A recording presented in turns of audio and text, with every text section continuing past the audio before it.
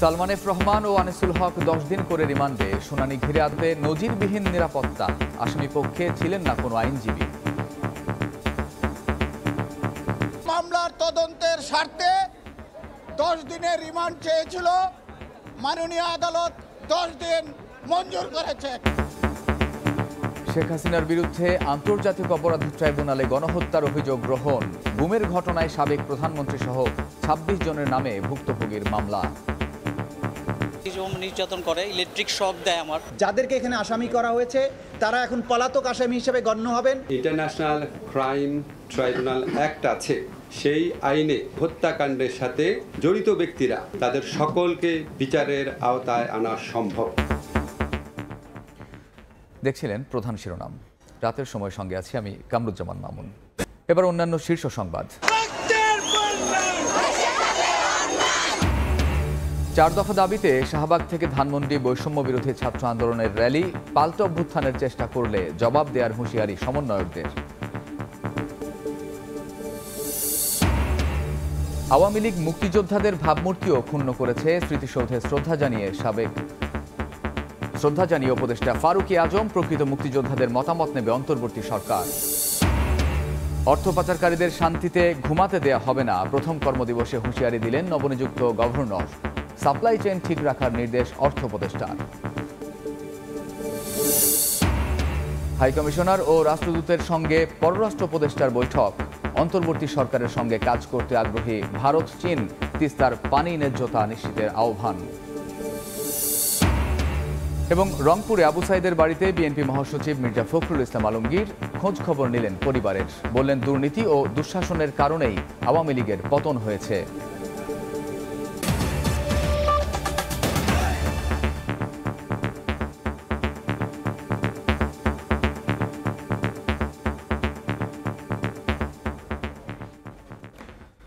শেখ হাসিনার সাবেক উপদেষ্টা সালমান এফ রহমান ও সাবেক আইনমন্ত্রী আনিসুল হকের 10 দিন করে রিমান্ড মঞ্জুর করেছেন আদালত। নিউমার্কেট থানায় হত্যা মামলায় তাদের রিমান্ড আবেদন করলে তা মঞ্জুর করেন আদালত। শুনানি ঘিরে নজিরবিহীন নিরাপত্তা ব্যবস্থা নেওয়া হয়। এ সময় বিএনপিপন্থী আইনজীবীদের মিছিল স্লোগানে উত্তাপ ছড়ায় আদালত প্রাঙ্গণে। ব্যাপক নিরাপত্তা পাহারায় বুধবার সন্ধ্যায় ঢাকার সিএমএম আদালতে নেওয়া হয় একদিন আগে গ্রেপ্তার হওয়া উপদেষ্টা সালমান এফ রহমান এবং সাবেক আইনমন্ত্রী আনিসুল হককে। আইনজীবী ও সাধারণ মানুষের বিক্ষোভকে কেন্দ্র করে পুলিশের পাশাপাশি মোতায়েন করা হয় বিজিবি ও সেনাবাহিনী। নিউমার্কেট থানায় দায়ের করা হত্যা মামলায় 2 আসামির 10 দিন রিমান্ড চাইলে তা মঞ্জুর করেন আদালত। ঢাকা আইনজীবী সমিতির সভাপতি বলেন, কোটা সংস্কার আন্দোলনকে কেন্দ্র করে তাদের ইন্ধনেই 16 জুলাই ঢাকা কলেজের সামনে সংঘর্ষে এক শিক্ষার্থী ও এক হকারকে হত্যা করা হয়। এরা এই গণঅভ্যুত্থানকে এরা ধ্বংস করতে চেয়েছিল।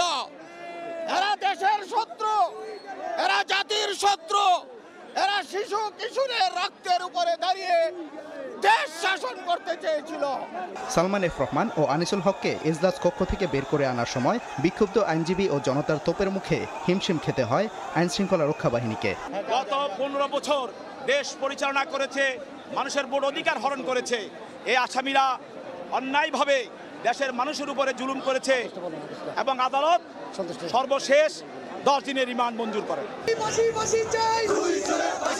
এদিকে আসামিদের সর্বোচ্চ সাজার দাবি জানান বিক্ষুব্ধ সাধারণ আইনজীবী। আমাদের যারা ছোট বাচ্চা, এই বাচ্চাদের বুকে এরা নির্মমভাবে গুলি করেছে। আমরা সাধারণ আইনজীবী হিসাবে এই খুনিদের সর্বোচ্চ শাস্তি মৃত্যুদণ্ড চাই। রাজধানীর সদরঘাট দিয়ে নৌপথে পালিয়ে যাওয়ার সময় মঙ্গলবার রাতে কোস্টগার্ডের হাতে আটক হন সাবেক প্রধানমন্ত্রীর বেসরকারি খাত বিষয়ক উপদেষ্টা সালমান এফ রহমান এবং সাবেক আইনমন্ত্রী আনিসুল হক। সাদিকুর রহমান, সময় সংবাদ, ঢাকা। শিক্ষার্থীদের গুলি করে হত্যার ঘটনায় সাবেক প্রধানমন্ত্রী শেখ হাসিনা সহ 9 জনের বিরুদ্ধে মানবতা বিরোধী অপরাধ ও গণহত্যার অভিযোগে আন্তর্জাতিক অপরাধ ট্রাইব্যুনালে মামলা হয়েছে। অভিযোগ দায়ের করা হয় সিএমএম আদালতেও। সেখানে শেখ হাসিনা, ওবায়দুল কাদের সহ 24 জনকে আসামি করা হয়। এছাড়া এক আইনজীবীকে 6 মাস গুম করে রাখার ঘটনায় শেখ হাসিনা, সাবেক আইজিপি ও র্যাব প্রধানকে আসামি করে মামলা করেছেন ভুক্তভোগী। সিয়ামের মৃত্যুর ঘটনায় বাবা বুলবুল কবিরের পক্ষে বুধবার সুপ্রিম কোর্টের আইনজীবী গাজী এমএইচ তানিম আন্তর্জাতিক অপরাধ ট্রাইব্যুনালের তদন্ত শাখায় সাবেক প্রধানমন্ত্রী শেখ হাসিনা সহ 9 জনের বিরুদ্ধে মানবতা বিরোধী অপরাধ ও গণহত্যার অভিযোগে মামলা করেন। গত 15 জুলাই থেকে 5 আগস্ট পর্যন্ত কোটা সংস্কার আন্দোলন দমনে মানবতা বিরোধী অপরাধ ও গণহত্যা সংগঠিত করার অভিযোগে এ মামলা করা হয়েছে। ছোট ছোট বাচ্চাদেরকে গুলি করে হত্যা করেছে, এটা গণহত্যা হয়েছে। এটা কোনো আইসোলেটেড ক্রাইম না যে এটা 302-তে একটা থানায় বা কোর্টে মামলা হবে, এটা হলো একটা সিস্টেম ক্রাইম। একই দিন সিএমএম আদালতে কোটা সংস্কার আন্দোলন ঘিরে সহিংসতায় পুলিশের গুলিতে আরেক শিক্ষার্থী নিহতের ঘটনায় মামলা করেন তার বড় ভাই রাজীব। এখানে শেখ হাসিনা ও ওবায়দুল কাদের ছাড়াও আসামি করা হয়েছে ছাত্রলীগ সভাপতি ও সাধারণ সম্পাদককেও। মামলাটিকে এজাহার হিসেবে গ্রহণ করে তদন্ত করতে কাফরুল থানা পুলিশকে নির্দেশ দেন আদালত। নিহতের বড় ভাই রাজীব বাদী হয়ে আজকে ঢাকার সিএমএম আদালতে এই মামলাটি দায়ের করে তদন্তপূর্বক আইনগত ব্যবস্থা গ্রহণের জন্য ঢাকার কাফরুল থানাকে নির্দেশ প্রদান করেছেন। এছাড়াও সুপ্রিম কোর্টের আইনজীবী সোহেল রানাকে 6 মাস গুমের ঘটনায় শেখ হাসিনা সহ 26 জনের বিরুদ্ধে মামলা করেন ভুক্তভোগী নিজেই। তারা গাড়িতে তুলেই আমাকে নির্যাতন করে, ইলেকট্রিক শক দেয়, আমার আন্ডারগ্রাউন্ডে একটা জায়গায় নিয়ে যায়, পরে ওখানে গিয়েও আমাকে টর্চার করে, সকাল বিকাল নির্যাতন করতো রুটিন ওয়াইজ। 1 সেকেন্ডের জন্য ওখানে কেউ শুইতে পারতো না, পিছনে হাত বাঁধা থাকতো, চোখ বাঁধা থাকতো, খাওয়ার সময় একটু লুজ করে দেওয়া হতো। গত 5 আগস্ট ছাত্র জনতার গণ অভ্যুত্থানের মুখে পদত্যাগ করে দেশ ছাড়েন শেখ হাসিনা। মাইনুল হাসান, সময় সংবাদ, ঢাকা। শিক্ষার্থীদের আন্দোলন ঘিরে সব হত্যার বিচার হবে আন্তর্জাতিক অপরাধ ট্রাইব্যুনালে। শেখ হাসিনা সহ নির্দেশদাতারাও ছাড় পাবে না বলে জানিয়েছেন আইন উপদেষ্টা ডক্টর আসিফ নজরুল। সকালে সচিবালয়ের সংবাদ সম্মেলনে তিনি জানান, আন্দোলন ঘিরে করা সব মিথ্যা মামলা 31 আগস্টের মধ্যে প্রত্যাহার করা হবে। এছাড়া 10 কর্মদিবসের মধ্যে বিচার বিভাগের সব কর্মকর্তা ও পরিবারের সদস্যদের সম্পদের বিবরণী জমা দেওয়ার নির্দেশ দিয়েছেন তিনি। অন্তর্বর্তীকালীন সরকারের আইন, বিচার ও সংসদ বিষয়ক উপদেষ্টা হিসেবে দায়িত্ব নেয়ার পর সচিবালয়ে প্রথম আনুষ্ঠানিক সংবাদ সম্মেলনে কথা বলেন ডক্টর আসিফ নজরুল। ছাত্র জনতার আন্দোলনের সময় হত্যা, মিথ্যা ও হয়রানিমূলক মামলা প্রত্যাহারের পাশাপাশি এতে উঠে আসে নির্বাচন কমিশন ও বিচার বিভাগ সংস্কার সহ নানা প্রসঙ্গ। বিচার বিভাগ সংস্কারের উদ্যোগ নেয়ার কথা জানিয়ে বলেন, আগামী 10 কর্মদিবসের মধ্যে বিচার বিভাগের সকল কর্মকর্তা এবং তাদের পরিবারের সদস্যদের দেশে বিদেশে থাকা স্থাবর অস্থাবর সম্পত্তির বিবরণী জমা দিতে হবে। 1 জুলাই থেকে 5 আগস্ট পর্যন্ত হত্যাকাণ্ডের সঙ্গে জড়িতদের আন্তর্জাতিক অপরাধ ট্রাইব্যুনালের আওতায় বিচার করা হবে। এর আওতায় আসবেন সাবেক প্রধানমন্ত্রী সহ সংশ্লিষ্ট সর্বোচ্চ ব্যক্তিরাও। যে ইন্টারন্যাশনাল ক্রাইম ট্রাইব্যুনাল অ্যাক্ট আছে, সেই আইনে হত্যাকাণ্ডের সাথে জড়িত ব্যক্তিরা তাদের সকলকে বিচারের আওতায় আনা সম্ভব। সাবেক সরকার প্রধান সহ অন্য যারা জড়িত থাকার অভিযোগ রয়েছে সর্বোচ্চ পর্যায়ে আমরা এখানে কোনো ছাড় দিব না। বিচারে সত্যিকারের স্বচ্ছতা, নিরপেক্ষতা নিশ্চিত করার জন্য আমাদের ইনভেস্টিগেশন টিম থাকে, তারা কাজ করবে জাতিসংঘের তত্ত্বাবধানে। 1 জুলাই থেকে 5 আগস্ট পর্যন্ত রাজধানীতে হওয়া সকল মামলা বৃহস্পতিবারের মধ্যে এবং সারা দেশের মামলা 31 আগস্টের মধ্যে প্রত্যাহার করা হবে। বৃহস্পতিবারের মধ্যে ঢাকা শহরে যে মিথ্যা এবং হয়রানিমূলক মামলা হয়েছিল সেগুলি প্রত্যাহার সম্পন্ন হবে। সারা দেশে গণ আন্দোলনে যে মিথ্যা এবং ষড়যন্ত্রমূলক মামলা হয়েছিল সেগুলি 31 আগস্টের মধ্যে আমরা আশা করছি প্রত্যাহার করা হবে। সংবিধান সংশোধন করা হবে কিনা এমন প্রশ্নে জানান, এ বিষয়ে উপদেষ্টা পরিষদে আলোচনা করা হবে। প্রসূন আশিস, সময় সংবাদ, ঢাকা। আওয়ামী লীগ বীর মুক্তিযোদ্ধাদেরও ভাবমূর্তি ক্ষুণ্ণ করেছে বলে মন্তব্য করেছেন অন্তর্বর্তী সরকারের মুক্তিযুদ্ধ বিষয়ক উপদেষ্টা ফারুকী আজম। সকালে সাভারে জাতীয় স্মৃতিসৌধে মহান মুক্তিযুদ্ধে বীর শহীদদের প্রতি শ্রদ্ধা নিবেদন শেষে একথা বলেন তিনি। উপদেষ্টা বলেন, কোটা সংস্কার আন্দোলনে মুক্তিযুদ্ধের বিষয়টি প্রধান হয়ে এসেছে, যা জাতীয় ও আন্তর্জাতিকভাবে মুক্তিযোদ্ধাদের ওপর নেতিবাচক প্রভাব ফেলেছে। মুক্তিযোদ্ধাদের বীরত্ব ও আত্মত্যাগ পুনর্গঠনে প্রকৃত মুক্তিযোদ্ধাদের মতামত নিয়ে অন্তর্বর্তীকালীন সরকার কাজ করবে বলেও জানান তিনি। কোটা সংস্কার আন্দোলনে সংগ্রাম করতে গিয়ে মুক্তিযুদ্ধের বিষয়টা প্রধান হয়ে আসছে। এটা জাতীয় এবং আন্তর্জাতিকভাবে এটা মুক্তিযোদ্ধারা ইমেজ সংকটের মধ্যে পড়ছে।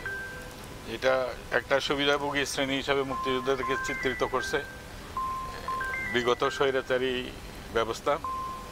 সেই কারণে এটাকে পুনর্গঠনের ব্যাপারে এই মুক্তিযোদ্ধাদের আত্মত্যাগ এবং তাদের বীরত্ব, সত্যিকারের মুক্তিযোদ্ধা যারা আছে তাদের মতামত নিয়েই আমাদের এই সামনের দিনে আমরা এগিয়ে যাব। সাবেক প্রধানমন্ত্রী শেখ হাসিনার বিচার সহ 4 দফা দাবিতে শাহবাগে সমাবেশ করেছে বৈষম্য বিরোধী ছাত্র আন্দোলন। সমাবেশে সমন্বয়করা বলেন, ভারতে বসে ষড়যন্ত্র চালিয়ে যাচ্ছেন শেখ হাসিনা। 15 আগস্টকে কেন্দ্র করে কোনো পাল্টা গণঅভ্যুত্থানের চেষ্টা করলে তা শক্ত হাতে প্রতিহত করার হুঁশিয়ারও দেন তারা। শাহবাগে সমাবেশ থেকে ধানমন্ডির রাপা প্লাজা পর্যন্ত পদযাত্রা করেন হাজার হাজার ছাত্র জনতা। আবারও হাজার হাজার ছাত্র জনতার পদচারণায় জনসমুদ্র রাজধানীর শাহবাগ। অপশক্তিকে রুখে দেয়া এবং দেশের সম্প্রীতি রক্ষার উদ্দেশ্যে একতার বাংলাদেশের সম্প্রীতি সমাবেশ ছিল বুধবার বেলা 2:30টায়। সমাবেশে একাত্মতা প্রকাশ করে বৈষম্য বিরোধী ছাত্র আন্দোলন। শেখ হাসিনার বিচার সহ 4 দফা দাবিতে রেজিস্ট্যান্স উইকের দ্বিতীয় দিনের পূর্ব ঘোষিত কর্মসূচিও যোগ হয় সেই সমাবেশে। বিকেল হতেই এতে অংশ নেন হাজার হাজার ছাত্র জনতা। এতে অংশ নিয়ে বক্তারা বলেন, দেশে সাম্প্রদায়িক সম্প্রীতির বন্ধন অটুট রয়েছে। ক্ষমতা হারিয়ে সম্প্রীতির এই দৃঢ়তা ভাঙার চেষ্টা করছে আওয়ামী লীগ। আর তাই ষড়যন্ত্র রুখতে সবাইকে ঐক্যবদ্ধ হওয়ার আহ্বান জানানো হয় সমাবেশ থেকে। দাঙ্গা লাগানোর একটা দুঃসন্ধিক্ষণ আঁকছে এই ফ্যাসিস্ট হাসিনার দোসররা, যে কারা ষড়যন্ত্রকারী এই বাংলাদেশের ছাত্র ছাত্রী আপামর জনতা এটা জানে। আর কোন দেশব্যাপী ষড়যন্ত্র, আর কোন আগ্রাসনের ষড়যন্ত্র এদেশে চলতে দেওয়া হবে না। বৈষম্য বিরোধী ছাত্র আন্দোলনের নেতারা বলেন, শেখ হাসিনা পালিয়ে গেলেও ভারতে বসে ষড়যন্ত্র অব্যাহত রেখেছেন। 15 আগস্ট কেন্দ্র করে কোনো পাল্টা গণ অভ্যুত্থানের চেষ্টা করা হলে শক্ত হাতে তা প্রতিহত করবে শিক্ষার্থীরা।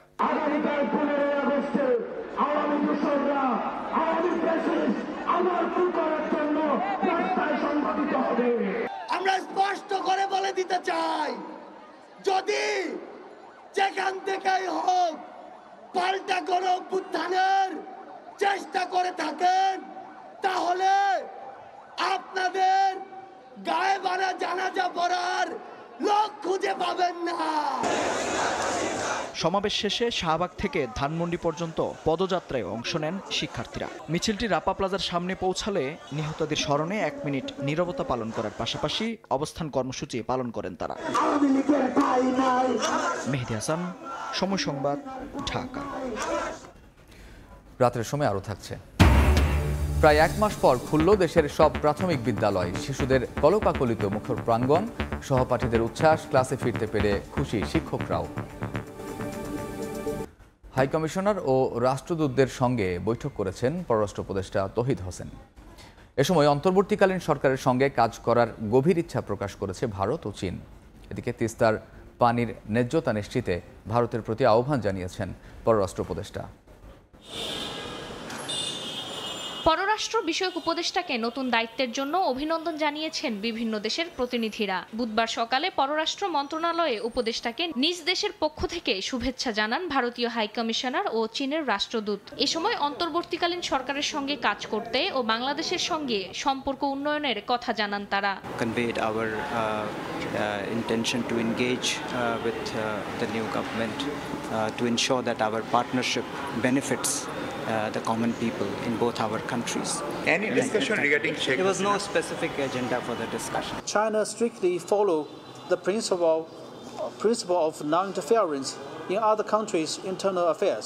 এদিন পররাষ্ট্র উপদেষ্টা তৌহিদ হোসেনের সঙ্গে সাক্ষাৎ করেন যুক্তরাজ্যের হাইকমিশনার সারাহ কুক ও বাংলাদেশে নিযুক্ত সৌদি রাষ্ট্রদূত ইসা বিন ইউসুফ আল দুহাইলান।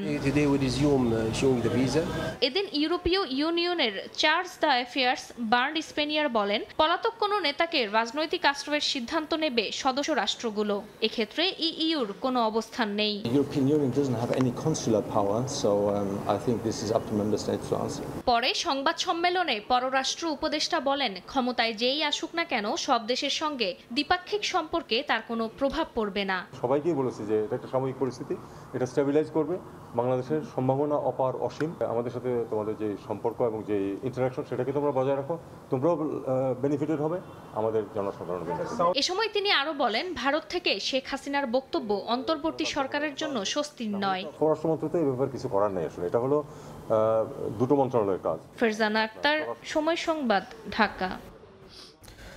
দুর্নীতি ও দুঃশাসনের কারণেই আওয়ামী লীগের পতন হয়েছে বলে মন্তব্য করেছেন বিএনপি মহাসচিব মির্জা ফখরুল ইসলাম আলমগীর। রংপুরে কোটা সংস্কার আন্দোলনে পুলিশের গুলিতে নিহত আবু সাঈদের কবর জিয়ারত শেষে সাংবাদিকদের কথা বলেন তিনি। 15 আগস্ট ঘিরে আওয়ামী লীগ যাতে কোনো সহিংসতা না করতে পারে সেজন্য নেতাকর্মীদের সজাগ থাকার আহ্বান জানান মির্জা ফখরুল। কোটা সংস্কার আন্দোলনে পুলিশের গুলিতে নিহত বেগম রোকেয়া বিশ্ববিদ্যালয়ের শিক্ষার্থী আবু সাঈদের গ্রামের বাড়ি রংপুরের পীরগঞ্জ উপজেলার জাফরপাড়ায় বিএনপির মহাসচিব মির্জা ফখরুল ইসলাম আলমগীর বুধবার দুপুরে কবর জিয়ারতের পর পরিবারের সদস্যদের খোঁজ খবর নেন। এ সময় তিনি সাংবাদিকদের বলেন, দুর্নীতি ও দুঃশাসনের কারণেই আওয়ামী লীগের পতন হয়েছে। এবং যে দুঃশাসন পাহাড় সৃষ্টি করেছিল তারই ফলশ্রুতি হচ্ছে। পরে জাফরপাড়া কালী মাদ্রাসা মাঠে উপজেলা বিএনপির আয়োজিত সম্প্রীতি সমাবেশে যোগ দেন তিনি। প্রধান অতিথির বক্তব্যে মির্জা ফখরুল দেশ পুনর্গঠনে অন্তর্বর্তীকালীন সরকারকে সব ধরনের সহযোগিতার কথা জানান।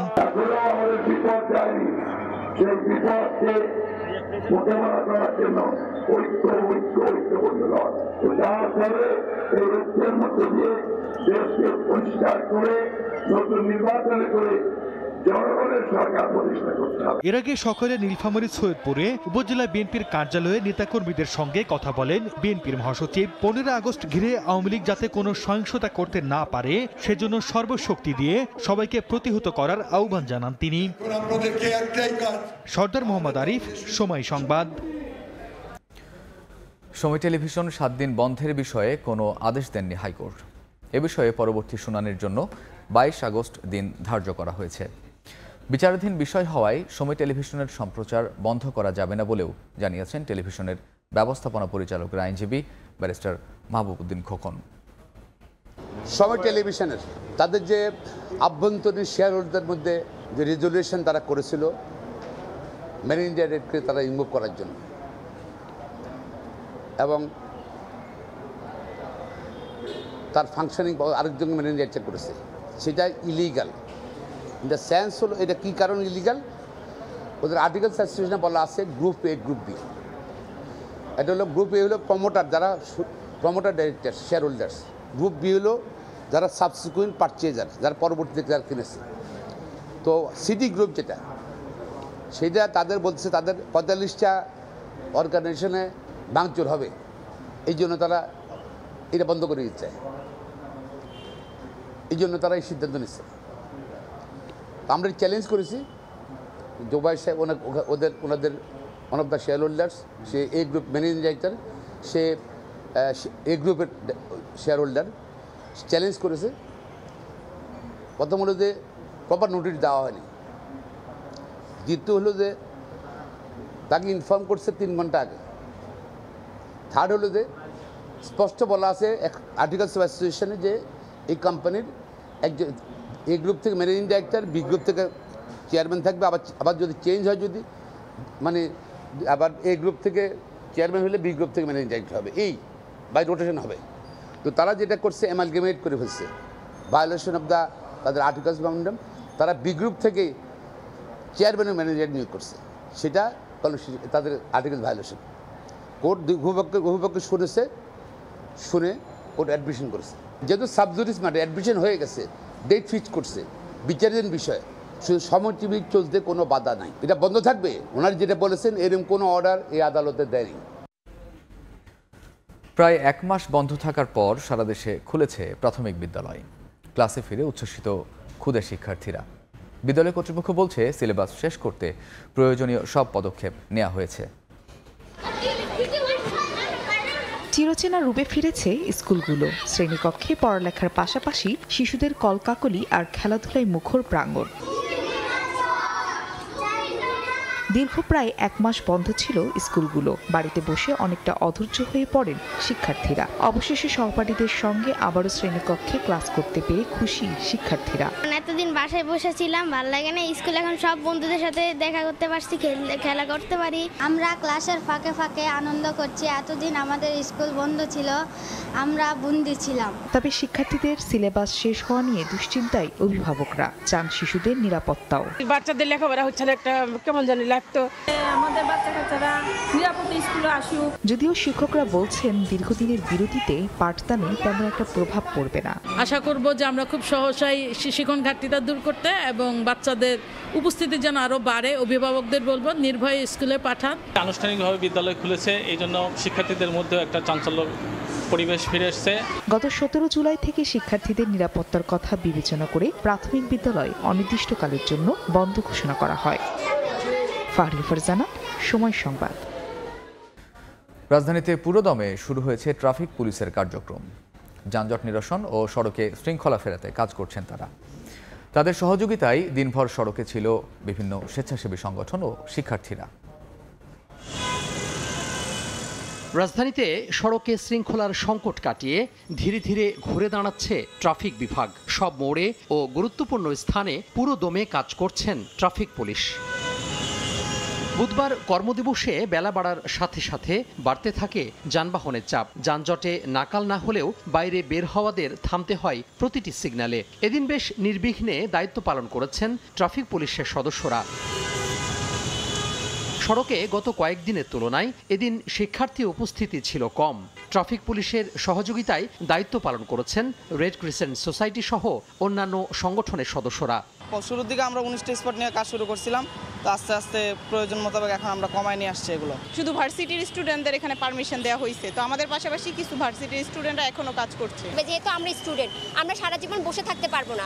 আমরা চাইবো ট্রাফিকদের সহযোগিতা এবং পুলিশরা যাতে খুব দ্রুত নেমে আসে। শিক্ষা প্রতিষ্ঠান যত তাড়াতাড়ি খুলে দিবে আমরাও আস্তে আস্তে আমাদের মতো বাড়ি ফিরে যাব। এবং এখন আমরা আছি হলো আমাদের যে ট্রাফিক পুলিশ যারা আছেন তাদেরকে আমরা হেল্প করার জন্য। সড়কে দায়িত্ব পালন করা ট্রাফিক পুলিশ বলছেন আগের থেকে আরো গতিশীল করতে চান তাদের কার্যক্রম। আমরা এখন পর্যন্ত কোনো বাধার সম্মুখীন হয়নি, সবাই আমাদের বেশ স্বাচ্ছন্দ্যে গ্রহণ করছে, সবাই আমাদের ওয়েলকাম করছে। আমরাও আমাদের সর্বোচ্চ দিয়ে আমরা ট্রাফিক যেভাবে আমরা সেবা দিয়ে থাকি আগে থেকে, তার থেকে আরও বেটার সেবা দেওয়ার জন্য আমরা সবসময় নিয়োজিত আছি। গত 5 আগস্ট থেকে 11 আগস্ট পর্যন্ত নিরাপত্তার কারণে সড়কে ডিএমপির ট্রাফিক বিভাগের দৃশ্যমান কার্যক্রম দেখা যায়নি। তোহা খান তামিম, সময় সংবাদ, ঢাকা। ছাত্র জনতার অভ্যুত্থানের চেষ্টার রং এখন রাজধানীর দেয়ালে দেয়ালে। শিক্ষার্থী ও শিল্পীর তুলিতে আঁকা দেশপ্রেম, বিদ্রোহ, সাম্যের চিত্রে বদলে গেছে সব দেয়াল, দিচ্ছে নতুন দিনের রঙিন বার্তা। এ যেন অন্যরকম এক বাংলাদেশের গল্প। মোমেন হোসেনের ক্যামেরায় বিস্তারিত চন্দ্রিমা চৌধুরীর প্রতিবেদনে। জুলাই জুড়ে বাঙালির মনে যে ক্ষত তৈরি হয় তাই যেন নতুন দিগন্তের আলো প্রবেশের পথ। নগরীর বিবর্ণ দেয়ালগুলো হচ্ছে রঙিন। কয়েক পাতা কাগজ নয়, বরং পুরো নগরী আজ শিল্পীর ক্যানভাস। এই কাজে যোগ হয়েছে শিক্ষার্থী থেকে শুরু করে বড়দেরও তুলি। তাদের প্রত্যাশা মুক্ত চিন্তার স্বাধীনতা। ছাত্র জনতার যে গণ অভ্যুত্থান হয়েছিল স্বৈরাচারী শাসকের বিরুদ্ধে, সেটাকে আমরা এখানে প্রস্ফুটিত করে তোলার চেষ্টা করতেছি। তাদেরকে আমরা সবসময় স্মরণীয় রাখতে চাই, এর জন্যই মূলত এসব করা। পুরো দেশটাকে আমরা চাই আবার নতুনভাবে সাজাতে। দেশপ্রেম, দ্রোহ, সাম্যের এই রঙিন গ্যালারি দেখতে বাবা মার হাত ধরে এসেছে সন্তানরা। আমাদের যে বাংলাদেশটা যে চিত্রগুলো দেখা যাচ্ছে, এটা সব সময় চাই এখন এরকমই থাকুক।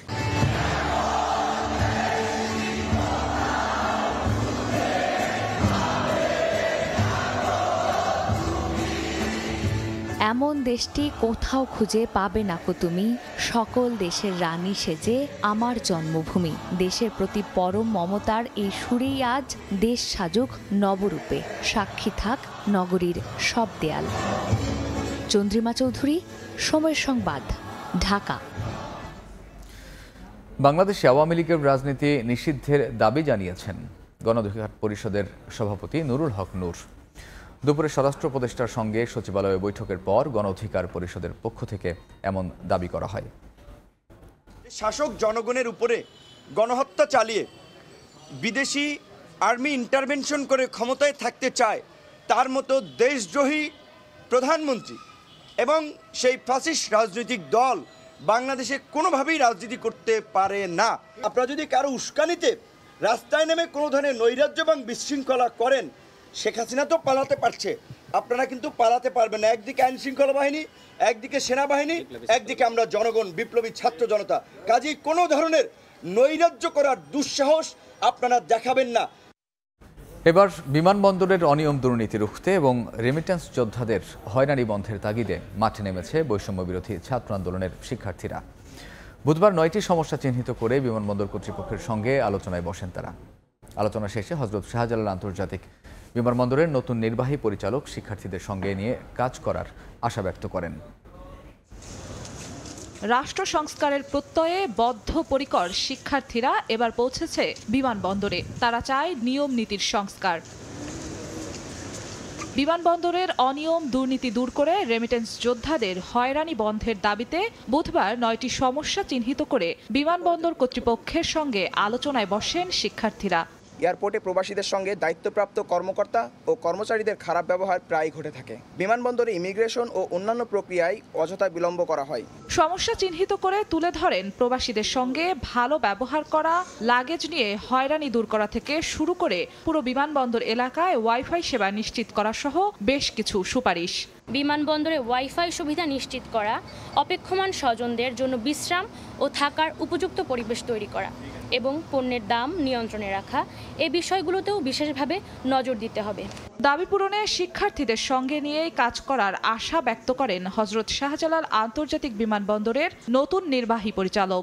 আমরা প্রত্যেকটি পয়েন্ট নিয়ে তাদের কাছে আমাদের যে কাজগুলো আমরা করছি এবং ভবিষ্যতে আরও করবো সে ব্যাপারে আমরা তাদের কাছে এক্সপ্লেন করেছি। প্রশিক্ষণ ব্যবস্থা, মনিটরিং সিস্টেম, টাস্কফোর্স গঠনের মাধ্যমে প্রত্যেকটি সংস্থার সাথে সমন্বয় করে যে কাজগুলো করা আমরা প্রত্যেকটি তাদেরকে অবহিত করেছি। এছাড়া বাংলাদেশ এয়ারলাইন্সের মান উন্নয়ন নিয়ে কাজ করারও আহ্বান জানান শিক্ষার্থীরা। জিন্নাতারা জশুয়া, সময় সংবাদ, ঢাকা। দেশের ব্যাংক খাতের দুর্বলতার জন্য বাংলাদেশ ব্যাংককেই দায়ী বলে মনে করেন নবনিযুক্ত governor doctor Ahsan H Mansur. প্রথম দিন কার্যালয়ে এসে তিনি সাংবাদিকদের প্রশ্নের জবাবে বলেন, বর্তমানে বাংলাদেশ ব্যাংকের বড় চ্যালেঞ্জ উচ্চ মূল্যস্ফীতি নিয়ন্ত্রণ। অর্থ পাচারকারীদের শান্তিতে ঘুমাতে দেওয়া হবে না বলেও হুঁশিয়ার করেন তিনি। দেশে সার্বিক মূল্যস্ফীতি 12% ছুঁই। খাদ্যের মূল্যস্ফীতি 14.10%, যা গত 13 বছরের মধ্যে সর্বোচ্চ। ঠিক এরকম সময়ে বাংলাদেশ ব্যাংকের 13তম গভর্নরের দায়িত্ব পেলেন বিশিষ্ট গবেষক ডক্টর আহসান এইচ মনসুর। বুধবার প্রথম কর্মদিবসে কেন্দ্রীয় ব্যাংকের কর্মকর্তারা স্বাগত জানান তাকে। পরে সাংবাদিকদের সঙ্গে মত বিনিময় সভা করেন নতুন গভর্নর। বলেন, বর্তমানে বাংলাদেশ ব্যাংকের বড় চ্যালেঞ্জ উচ্চ মূল্যস্ফীতি নিয়ন্ত্রণ, বৈদেশিক মুদ্রার রিজার্ভ বৃদ্ধি ও ব্যাংক খাতকে দুর্নীতিমুক্ত করে শৃঙ্খলা ফিরিয়ে আনা। ব্যাংকিং খাতের এই দুর্বলতার জন্য বাংলাদেশ ব্যাংকও কিছুটা দায়ী। এই দায়বদ্ধতাকেই আমি মনে করি যে আমাদের সেন্ট্রাল পিলার হিসেবে নিতে হবে, যে good governance within the bank, যাতে যে কোনো অডিট ইন্সপেকশন যেটাই রেজাল্ট আসুক না কেন সেটা আপনাদেরকে দেওয়া হবে না, কিন্তু সেটার ভিত্তিতে অ্যাকশনে চলে যেতে হবে। কালো টাকা উদ্ধারে নোট বাতিলের পরিকল্পনা আপাতত নেই, তবে সরকারের সঙ্গে আলোচনা করে অর্থ পাচারের পথ বন্ধ করা হবে বলেও এ সময় জানান তিনি।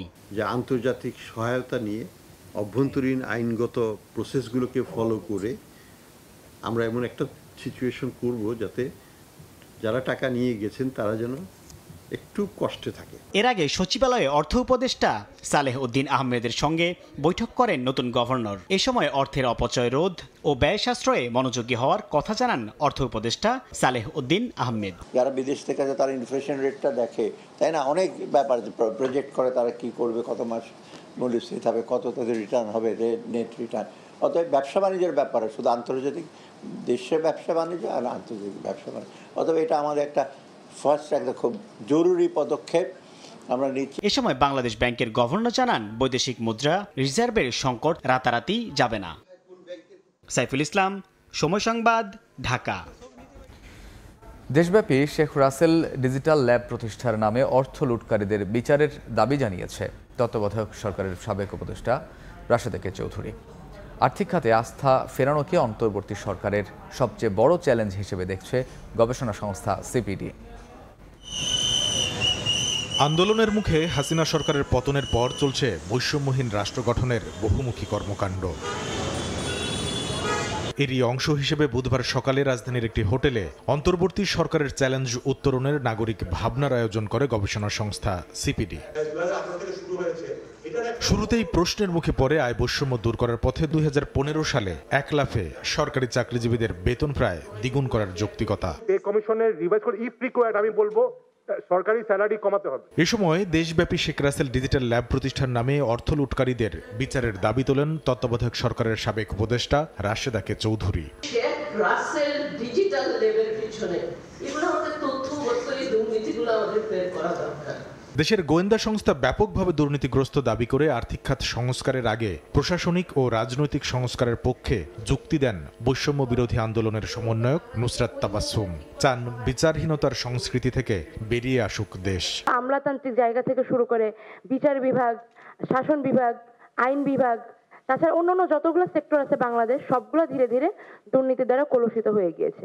নাগরিক ভাবনায় সুজন সম্পাদক দাবি তোলেন বৈষম্য বিরোধী আন্দোলনে হত্যায় মেতে ওঠাদের মানবতা বিরোধী অপরাধের শাস্তি নিশ্চিত করার। বলেন দীর্ঘমেয়াদে রাষ্ট্র সংস্কারে দরকার রাজনৈতিক সমঝোতা। অনেক কিছুই করার দরকার আছে, কিন্তু অনেক কিছুই এই সরকারের পক্ষে করা সম্ভবপর নয়। কাজ যেটা করতে পারে সেটা হলো একটা রাজনৈতিক সমঝোতা সৃষ্টি করা, পলিটিক্যাল সেটেলমেন্ট, যে রাজনৈতিক দলের সাথে আলাপ আলোচনা করে, নাগরিক সমাজের সাথে আলাপ আলোচনা করে, সকলের সাথে আলাপ আলোচনা করে কতগুলো বিষয়ে ঐক্যমত্যে পৌঁছায়। সিপিডির মতে আর্থিক খাতে আস্থা ফেরানোর সংস্কারই বর্তমান অন্তর্বর্তী সরকারের সামনে সবচেয়ে বড় চ্যালেঞ্জ। এই ভিজিলেন্স যদি না থাকে তাহলে অর্থনৈতিকভাবে উন্নত, সামাজিকভাবে অন্তর্ভুক্তিমূলক এরকম একটা বাংলাদেশের কথা যেটা বলছি সেটা কিন্তু আমরা নিশ্চিত করতে পারবো না। পরামর্শ আসে সংস্কার কাঠামো তৈরি করে দিয়ে শিক্ষার্থীদের আবার পড়াশোনায় ফিরে যাওয়ার। ছাত্ররা ফিরে যাবে ইনস্টিটিউশনে। কামরুল হাসান সবুজ, সময় সংবাদ, ঢাকা।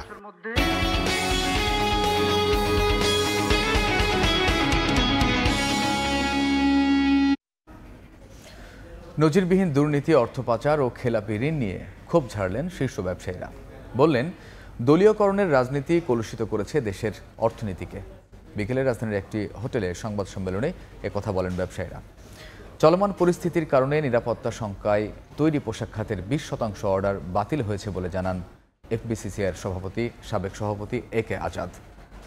যখন আমি ফেসবুকে দেখি আমার দাড়ি নাই, আমি লুঙ্গি পরা, এটা তো ভালো না।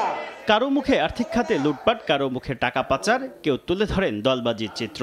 মঙ্গলবার বিকেলে রাজধানীর একটি হোটেলে দেশের চলমান পরিস্থিতিতে ব্যবসা বাণিজ্যের অবস্থা এবং করণীয় নিয়ে আয়োজিত সংবাদ সম্মেলনে ক্ষোভে ফেটে পড়েন দেশের শীর্ষ ব্যবসায়ীরা।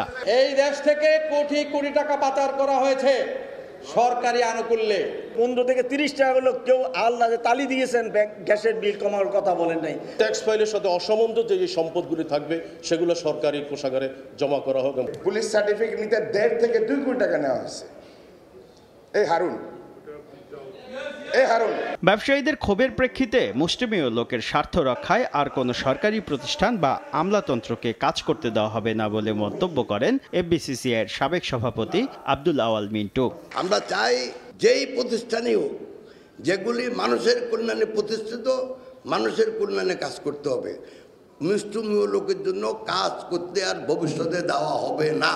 চলমান পরিস্থিতিতে তৈরি পোশাক খাতের বিদেশি ক্রেতারা সময়মতো পণ্য পাওয়া নিয়ে সংশয়ে রয়েছে বলে জানান একে আজাদ। ক্রেতাদের আস্থা ফেরাতে অন্তর্বর্তী সরকারকে উদ্যোগ নেওয়ার আহ্বান জানান এফবিসিসিআইয়ের সাবেক এই সভাপতি। ডক্টর ইউনূস স্যারের সাথে দেখা করেন, তার কাছ থেকে একটা মেসেজ যাওয়া দরকার ন্যাশনাল এবং ইন্টারন্যাশনালি, যে আমরা দেশ সুষ্ঠু আছে, আমাদের পণ্য রপ্তানিতে অসুবিধা হবে না। এ সময় গ্যাস বিদ্যুতের দাম বাড়িয়েও নিরবিচ্ছিন্ন সরবরাহ করতে না পারায় তৎকালীন সরকারের করা সমালোচনাও করেন ব্যবসায়ীরা। দলীয়করণ মুক্ত করতে চাই। শুভ খান, সময় সংবাদ, ঢাকা। দেখছেন রাতের সময়। খেলার খবর। পাকিস্তানে পৌঁছে প্রথমবারের মতো অনুশীলন করল বাংলাদেশ ক্রিকেট দল। সোমবার পাকিস্তানের উদ্দেশ্যে দেশ ছাড়ে টাইগাররা। একদিন বিশ্রামের পর বুধবার পুরোদমে অনুশীলন করেছে শান্ত তাসকিনরা। লাহোরের গাদ্দাফি স্টেডিয়ামে দীর্ঘ সময় ঘাম ঝরান ক্রিকেটাররা। এই দলের হয়ে ইসলামাবাদে খেলছেন জয়, মুমিনুল, মুশফিকুর রহিমরা। কানাডায় গ্লোবাল টি-20 লিগ শেষে সরাসরি পাকিস্তানের দলের সঙ্গে যোগ দিয়েছেন সাকিব আল হাসান। প্রস্তুতি ঘাটতি মেটাতেই আগে পাকিস্তানে পা রেখেছে বাংলাদেশ দল। আগামী 21 আগস্ট শুরু হবে 2 ম্যাচ সিরিজের প্রথম টেস্ট। বছরের পর বছর গঠনতন্ত্রকে বৃদ্ধাঙ্গুলি দেখিয়ে নিজেদের তৈরি নিয়মের গেরাকলে দেশের ক্রিকেটকে গভীর সংকটে ফেলে দিয়েছেন নাজমুল হাসান পাপন সহ বর্তমান বিসিবির পরিচালনা পর্ষদ। সহসভাপতি পদ থাকলেও গেল 2 দফায় সেখানে কাউকেই নিয়োগ দেননি পাপন। চারিদিকে তার পদত্যাগের দাবি উঠলেও এ বিষয়ে এখনও নিশ্চুপ তিনি। তবে পাপন স্বেচ্ছায় পদত্যাগ না করলেও কিভাবে হারাতে পারেন তার পদ গঠনতন্ত্র অনুসারে তাই জানাচ্ছেন মাহবুব রিমন। শেখ হাসিনার পদত্যাগের পর আত্মগোপনে বিসিবি সভাপতি নাজমুল হাসান পাপন, আত্মগোপনে বেশিরভাগ বোর্ড পরিচালক। কোরাম সংকটে বিসিবি প্রশ্ন, তবে এমন সংকটের দায় কার? নিয়ম বলছে নিজেদের মতন করে তৈরি করা গঠনতন্ত্রে ফেসে যাচ্ছে বিসিবির বর্তমান পরিচালনা পর্ষদ। সংশোধিত গঠনতন্ত্রের 13.2 এর কথারা অনুযায়ী 25 সদস্যের পরিচালনা পর্ষদে 2 জন সহসভাপতি থাকতেই হবে। গঠনতন্ত্রের 14.2 এর 2 বিধি অনুযায়ী বিসিবি সভাপতির অনুপস্থিতিতে একজন সহসভাপতি সেই দায়িত্ব পালন করবেন। কিন্তু নিজের সবশেষ 2 মেয়াদে সেই নিয়মের তোয়াক্কাই করেননি নাজমুল হাসান পাপন। এ নিয়ে সবশেষ এজিএমে তাকে প্রশ্ন করা হলে এড়িয়ে গেছেন সুকৌশলে। বিসিবির বর্তমান কমিটির মেয়াদ 2025 সালের 6 অক্টোবর পর্যন্ত। কিন্তু বাস্তবতা বলছে পাপন সহ অধিকাংশ বোর্ড পরিচালকের আর ফেরার সুযোগ নেই। তাহলে তার বিদায় প্রক্রিয়া কেমন হবে? কারণ জোর করলে যে নেমে আসতে পারে আইসিসির নিষেধাজ্ঞার খড়গ। পাপন যদি নিজে পদত্যাগ নাও করেন তবে বিসিবির গঠনতন্ত্রের 13.3 আর 15.2 ধারায় স্পষ্ট উল্লেখ আছে কিভাবে তিনি পদের অযোগ্য হবেন। সেখানে মানসিক ভারসাম্যহীনতা, শৃঙ্খলাজনিত শাস্তি, শারীরিক অসুস্থতা কিংবা কোনো কারণ ছাড়াই পরপর 3টে বোর্ড মিটিংয়ে অনুপস্থিত থাকার কথা বলা হয়েছে। পরিচালনা পরিষদের 2/3 একই ধারায় শূন্য হলে বিসিবি এমনিতেই ভেঙে যাবে। এছাড়াও যদি বর্তমান অবস্থা ব্যাখ্যা করে আইসিসির কাছে কমিটি ভেঙে দিতে লিখিত আবেদন করেন বিসিবির সিইও, তবে তা আমলে নিতে পারে ক্রিকেটের নিয়ন্ত্রক সংস্থা। তবে সেক্ষেত্রে প্রতিশ্রুতি দিতে হবে নির্বাচনের। সংকট উত্তরণে ইতোমধ্যে ক্রীড়া উপদেষ্টার সঙ্গে দেখা করেছেন ঢাকায় থাকা বিসিবির একাধিক পরিচালক, ছিলেন প্রধান নির্বাহীও। উনি আশ্বাস দিয়েছেন স্যারের সাথে কথা বলে উনি আমাদেরকে জানাবেন, যেহেতু আমাদের হাতে একদম সময় নেই। গঠনতন্ত্রে কি আছে না আছে এইসবগুলো নিয়ে আলাপ হয়েছে এবং উনি ওনাকে আপনার এইগুলা জাস্ট ভালো দেখে হয়তো পরে এটা নিয়ে আমাদের সাথে বসবে। এর আগেও 2 বার এমন পরিস্থিতিতে পড়েছিল বাংলাদেশ ক্রিকেট বোর্ড। 2007 সালে সে সময় তত্ত্বাবধায়ক সরকারের অধীনে দেয়া হয়েছিল অ্যাডহক কমিটি, আর 2013 সালের দায়িত্ব পড়তেছিল অন্তর্বর্তীকালীন কমিটির ওপর। মাহবুব রিমন, সময় সংবাদ, ঢাকা। এ পর্যায়ে শীর্ষ সংবাদগুলো জানিয়ে দিচ্ছে আরেকবার।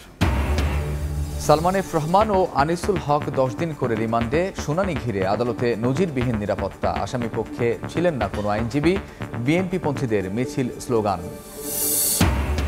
শেখ হাসিনার বিরুদ্ধে আন্তর্জাতিক অপরাধ ট্রাইব্যুনালে গণহত্যার অভিযোগ গ্রহণ, গুমের ঘটনায় সাবেক প্রধানমন্ত্রী সহ 26 জনের নামে ভুক্তভোগীর মামলা।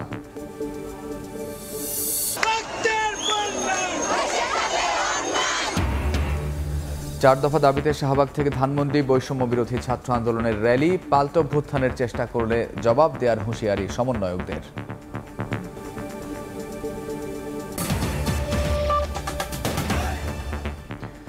এই ছিল রাতের সময়। এরপর দেখবেন সময় সংবাদ, সঙ্গে থাকুন সময়ের।